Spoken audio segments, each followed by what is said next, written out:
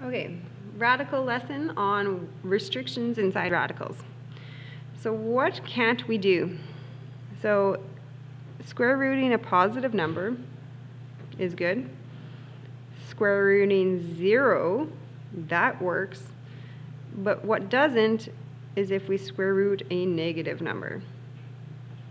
Okay, so we do not want a negative number to exist underneath the square root. Okay, so let's think about values that don't work. So let's just go 9, 8, 7, 6. So let's plug in a 9. 9 subtract 7 is 2. I can square root 2.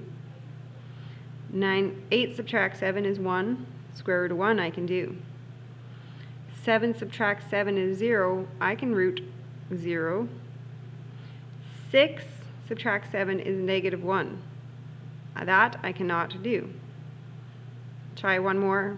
5 subtract 7 is negative 2. I can't square root that. So the pattern is going to continue. So what I don't want is anything below a 7. So anything belower than 7. So I'm going to write it like this. I do not want x to be below 7. So this symbol is less than 7. And I don't want it to be less than 7. So that's how I restrict it. Okay, so what don't I want here?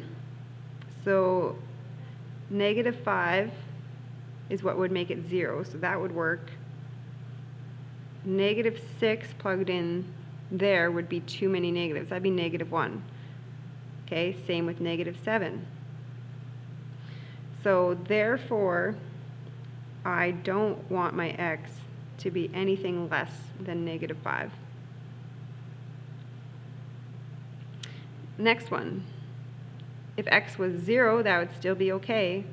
If x was negative 1, that would not be okay, etc. So I don't want x to be less than 0.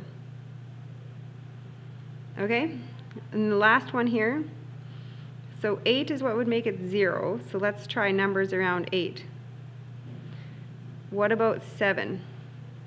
8 subtract 7, that's 1. I can square root 1. So let's try 9. 8 subtract 9 is negative 1, so that's not going to work.